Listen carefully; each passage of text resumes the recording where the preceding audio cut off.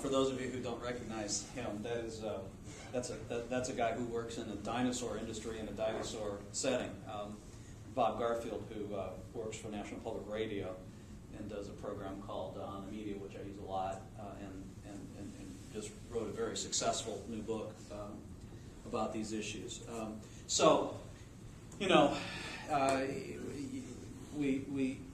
We get a kind of flavor from the book. It sort of wants to issue a sort of moderate kind of message about old and new and whether things have changed. There are some features on the ground which say things have changed pretty dramatically, and so some of what we do in the concepts kind of helps to balance that view a little bit. It's not an alarmist view, but it is a notion that there are some things that we need to pay attention to, given that we're in new media. These things take time. This concept tries to get at this notion a little bit. It's not absolutely precise, but it gives you a sense of it. I've got a couple links there. One's to a timeline over the internet. The other was to a movie about the history of the internet. You can go look at those whenever you want. But this notion is, of course, that we've been getting to this place for a while. It hasn't happened just overnight. There is a sense that these kinds of changes do happen overnight. And in a cultural sort of way, we don't sit around as citizens and sort of, ponder, what's happening to us and think it through. Our bill just changes, or the lineup on the cable configuration, we get a note that says it's changing. We just got one that said that we would have to go from, Comcast was, or everybody was required by the feds over the course of 4, I believe, changing deadlines over the course of about 6 years to go to digital television. And of course, folks who had cable to the box without a box, cable to the TV box without a box, didn't have to change. Now Comcast has decided for most of their subscribers, for example, that everybody will have to change, so you get forced into digital. So you realize that things are changing even if you didn't have it before. But it takes time. This 30-year rule is really rough. It's not a hard fixed, 1900 to 1930. It's held up relatively well across a number of technologies, especially media technologies. Things that look like they happened overnight sometimes take a little bit more time than that to develop. And 30 years is kind of a rough approximation of what that timing might be. So for a couple of examples, we probably have, let's see, did I just make that go away?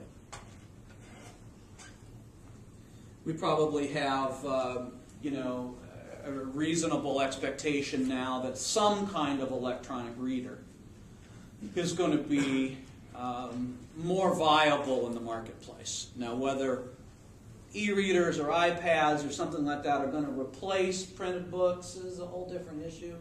But we certainly have a lot more consumers reading electronic screens than we did when they were just reading from computers.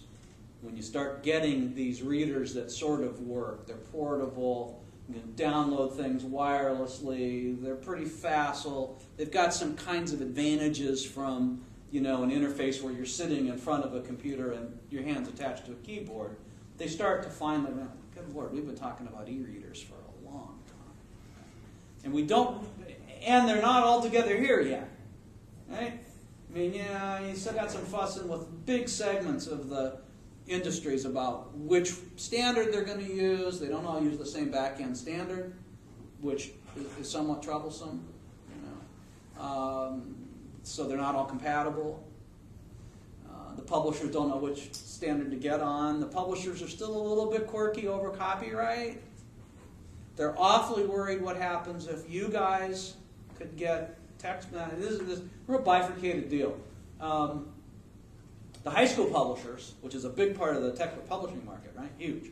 The high school publishers have already started to go to e-texts. And they're going because it can save the school districts money. The publishers are forced to go along because school districts are controlled by the state legislatures. The local guys, eventually it's a state function.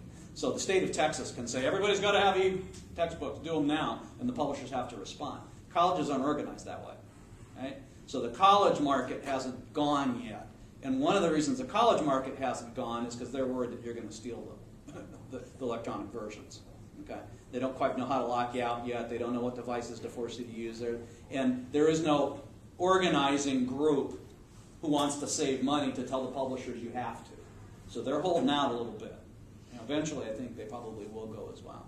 But my point is, it's not quite here yet, is it? And it's been a while in the development. Okay?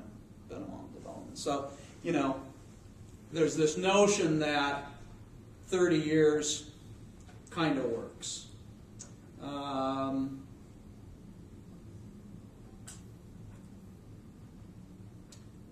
put that one, I don't know if that was.